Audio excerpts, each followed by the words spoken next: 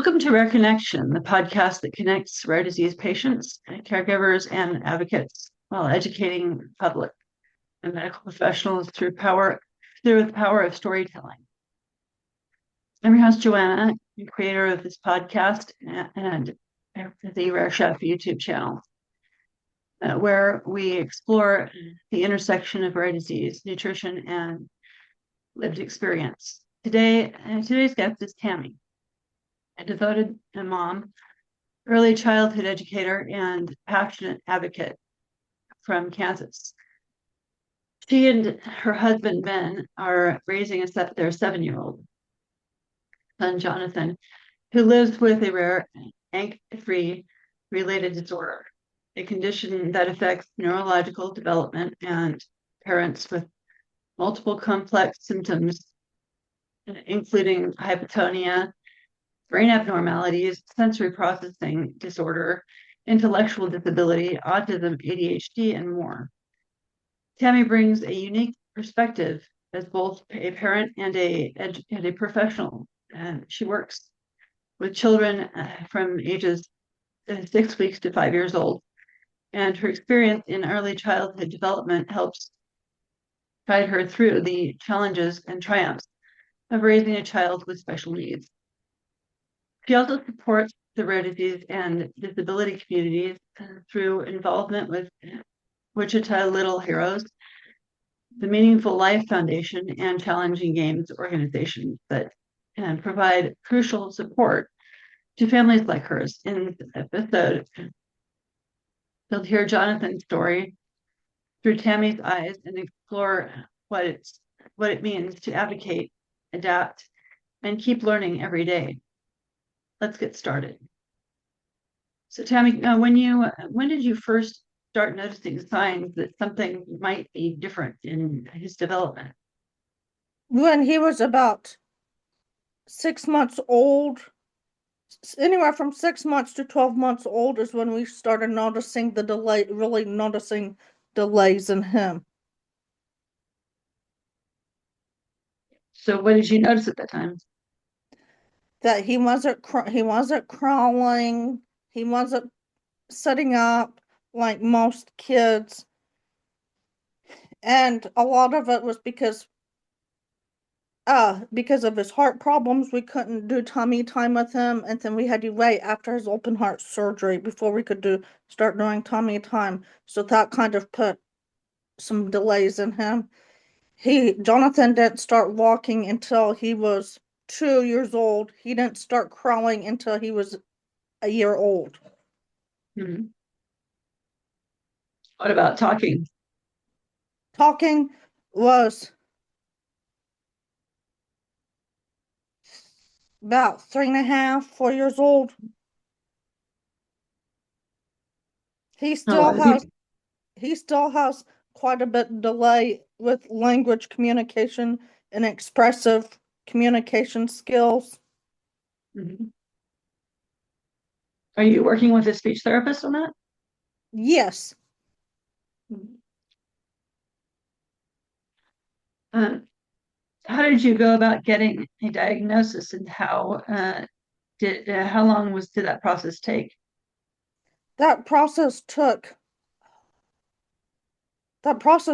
was a long process. We didn't get the diagnosis of his autism until he was 3.5. And they still do different types of testings on him. Like he sees a neurologist, he sees a cardiologist, he sees a genetics specialist. So because he does have some different rare diseases, Mm-hmm. they continue to check to see if there's new information on him, or if he might have some others that we don't know about. So ANK3 related conditions are quite rare. What was it like hearing the name for the first time? Very terrifying, the unknowns.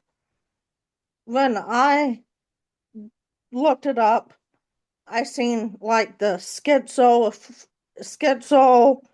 bipolar, and I asked Jonathan's genetic specialist about that, and they said that he doesn't have that, but there's others that goes along with it, like the heart, the brain abnormalities, the low muscle tone that he has, and more.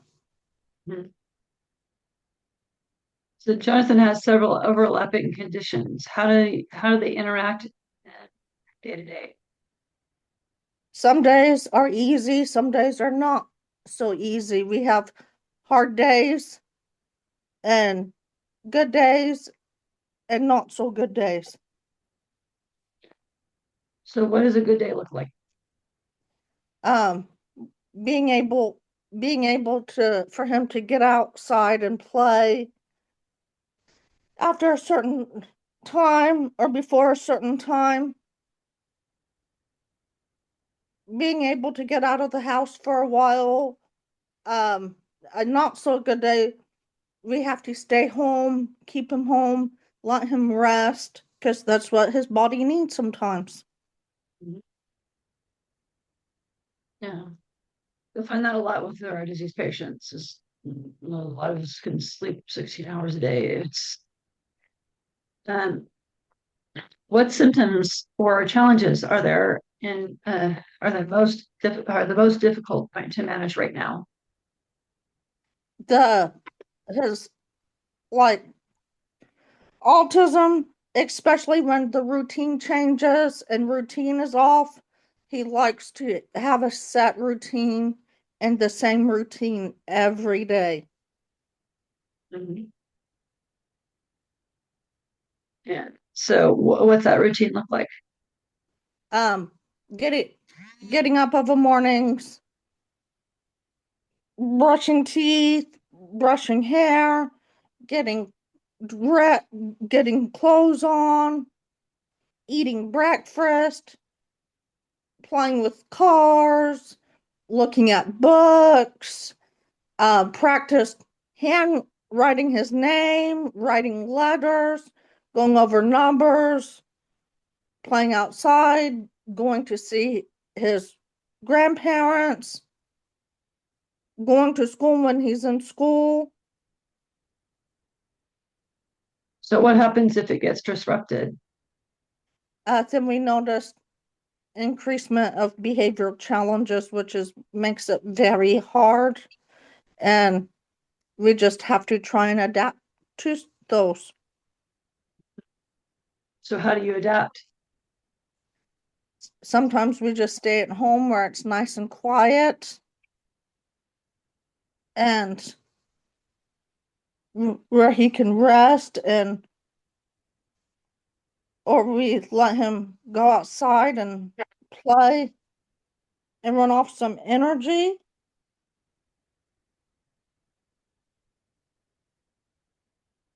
How do you balance medical appointments, therapy, school, and just everyday life? Well,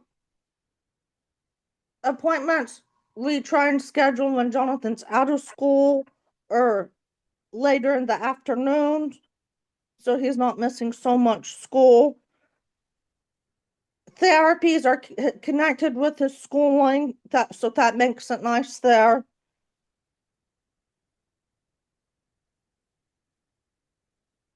So he has therapy at school. Hmm.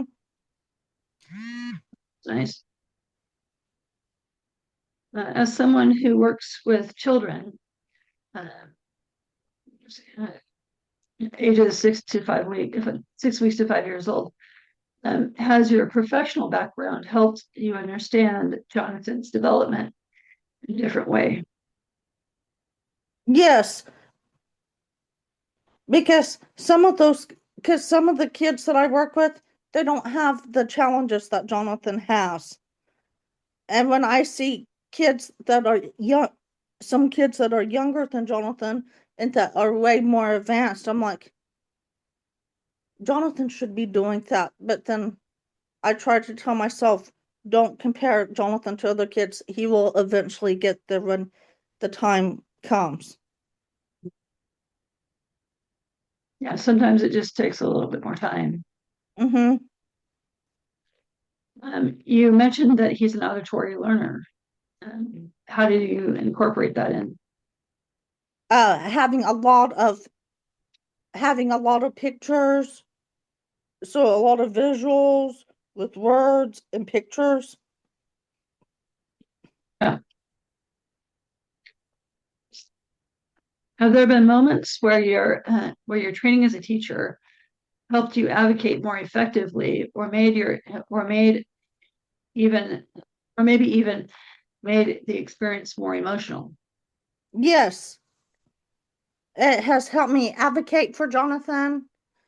Sometimes it has made it emotional on me. And how would that be? Just just watching the kids that are more advanced than he is, just kind of breaks my heart. But then again, I tell myself, Jonathan will get there. Yeah. It's going to take him time.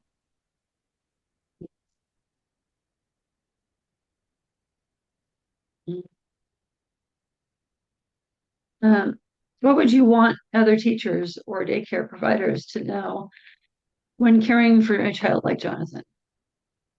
That it is important. It's important to really advocate to the parents about the child, listening to the parents, uh, like if the child's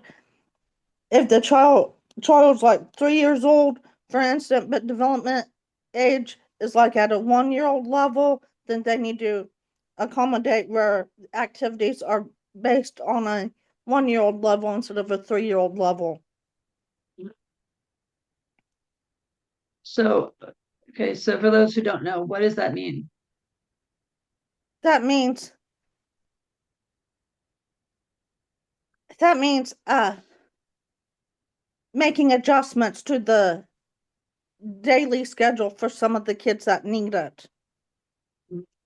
So what are things that a 1-year-old would do, and what are things that a 3-year-old would do? A 3 year old would be like working puzzles, practice practicing cutting with scissors, drawing. A 1 year old would be a 1 year old would be playing with like puppets, like the little snap beads, shakers. Mhm. Mm.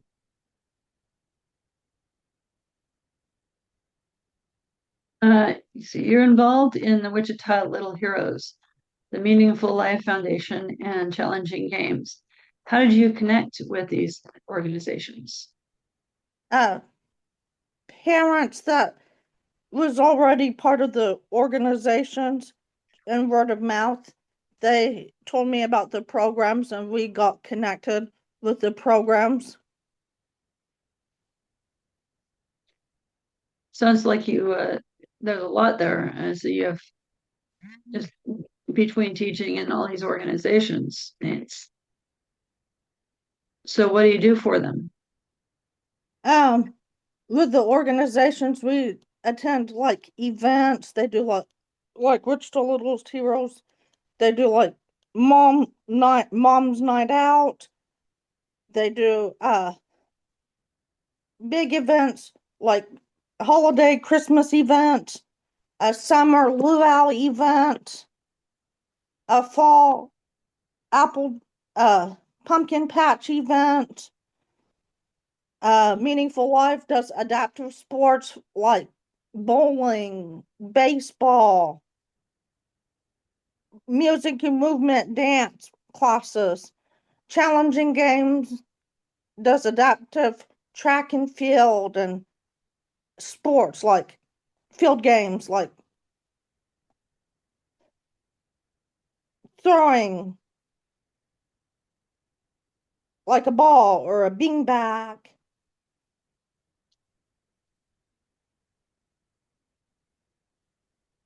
Mhm.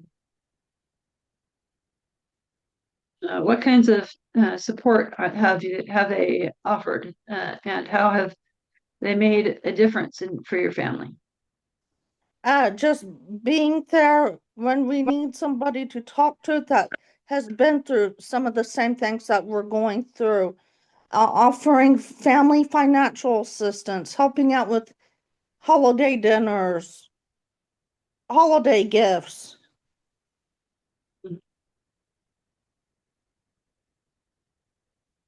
Do you have advice for other parents who might be feeling isolated or overwhelmed? Yes, it's okay to feel overwhelmed and worried and scared. If they need to cry, cry. If they need to yell, yell. If they need to scream, scream. If they need to pick up a phone and contact somebody, a friend, family member, or somebody that's been through it, it's okay.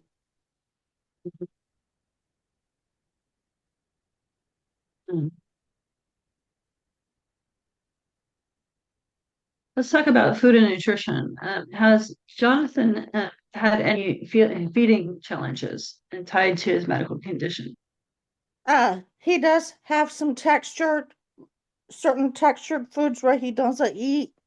Like he will eat broccoli, but he won't eat cauliflower. He will eat oatmeal, but he won't eat cream of wheat. He will eat applesauce and bananas and apples, but he will eat grapes, but he won't eat oranges or peaches. He will eat green beans and corn, but he won't eat carrots. Now, raw carrots he will eat, just not cooked carrots. Mm. He likes chicken nuggets and fries, and and he can tell if they're McDonald's chicken nuggets and fries. Hmm. So, is there a certain color that he likes, or is it just textural? He like he likes color red. He's fascinated by the color red. Hmm. Uh, have you ever worked with a feeding therapist, nutritional, or occupational therapist around uh, meals? Yes, we work with Jonathan works with the occupational therapist at school for like his small and gross motor skills and hand and eye coordination. Uh Feeding therapist, he really hasn't had to have much feeding therapy.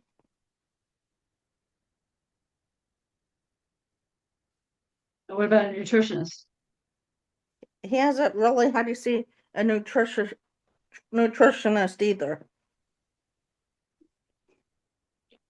So,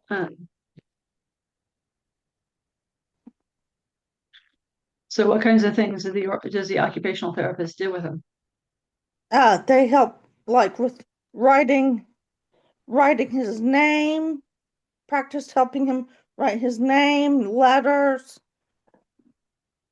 They help with cutting.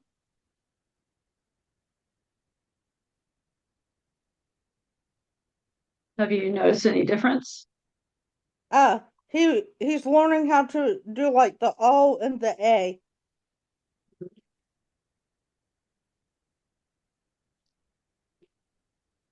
But I mean, have you noticed a difference in what they're doing since he Ye- started working with therapists? yes.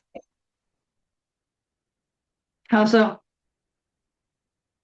Uh, well, before he wasn't writing any letters, but now he just writes the letter O and the letter A.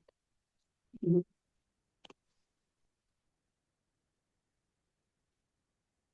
Does he know what the letters start with, or like, does he Yeah. know what letter A starts with, or letter Yes. O? Mm-hmm. So they're practicing those type of things. Mm-hmm. Um, Have you ever tried using visual supports like food charts, meal prep photos to help him with eating? Yes, So, do you have anything like what kinds of things do you use? we use like when he's like feeling overwhelmed, frustrated, upset, we have like calm down charts where he can pick activities that's going to help him calm down, like reading a book, coloring, having a snack, having a drink. Do you ever worry about whether he's getting enough nutrients? Yes, all the time. So, yeah, especially with this hypotonia, it just so how do you handle that one? um Sometimes we have to offer him extra snacks to make sure he's getting enough nutrients, especially when he gets sick. That's hard, and it's a fighting battle to even get him to eat anything, and then he loses weight because he gets sick. So then we just have to push fluids, and then his doctors and specialists will tell us, don't worry about the food, just making sure he stays hydrated, getting enough to drink. Then later on, we can give him extra snacks and making sure he's getting enough nutrients.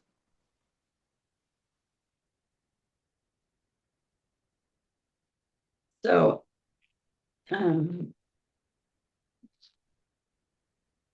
how do you work around those concerns? How I work around him, Hmm? just encouraging him that he needs to eat,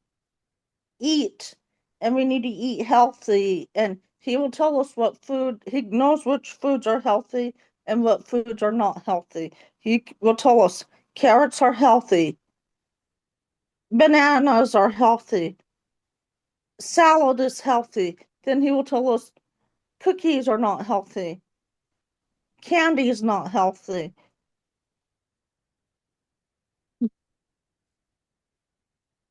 So, how does he pick that up?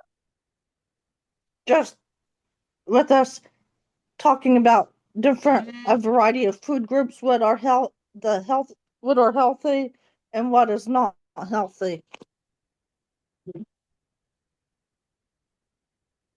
So, how does it work with other people when they're giving him snacks? What, like in school, or when they have a, a special day where they're have snacks at school or something? They all they offer it to him.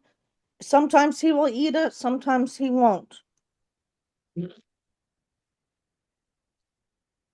But I mean, is he influenced by the other kids? Yes, Um, Have you ever used supplements, high calorie foods, or to help with growth energy? we did when he was younger. We did the growing gain Pediasure shakes. Mhm.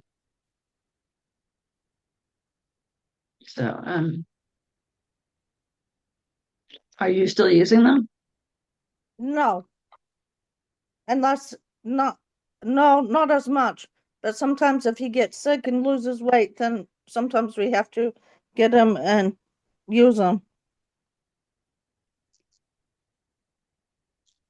What do you wish more people, especially doctors or educators, understood about raising a child with rare neurodevelopment disorder? That it's it's not easy. It's not easy by no means. And I wish they would listen to the parents and advocate for the parents more.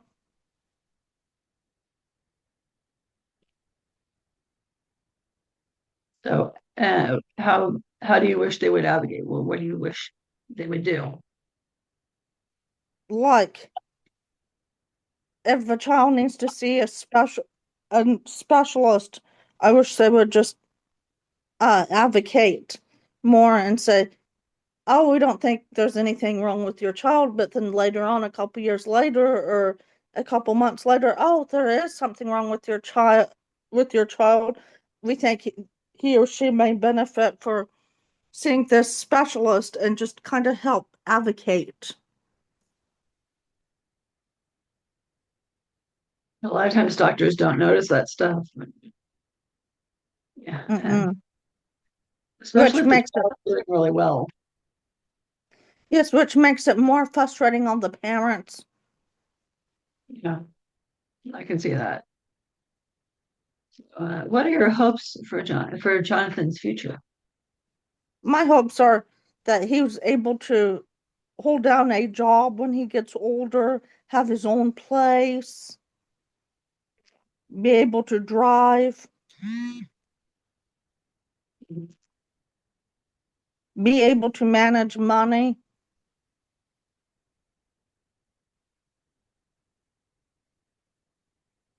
Is there anything else you'd like to share with other people, with other parents on a um, uh, sure, on a similar journey? Yes, that, yes, having a child with complex medical needs, with special needs, child with a rare disease. Yes, it's very challenging. You're gonna have harder days than others. You're gonna have good days than others, and you just have to take it day by day.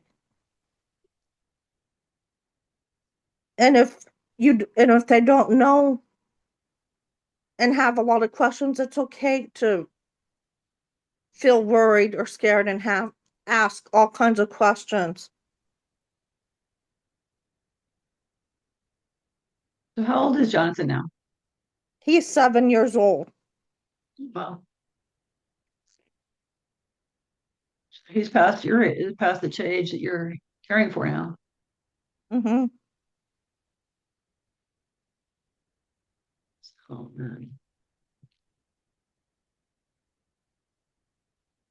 so thank you so much for Tami for sharing Jonathan's story and giving us an honest, heartfelt look at what it's like for a parent through a rare three related diagnosis, while always working forward, while also working every day to support other children as a teacher.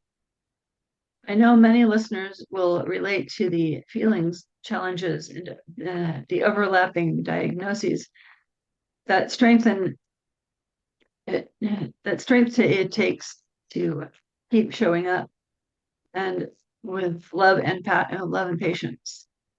If you'd like to support the cause Tami is involved with, please check out the links in the show notes. Wichita Little Heroes, Meaningful Life Foundation, and Challenging Games.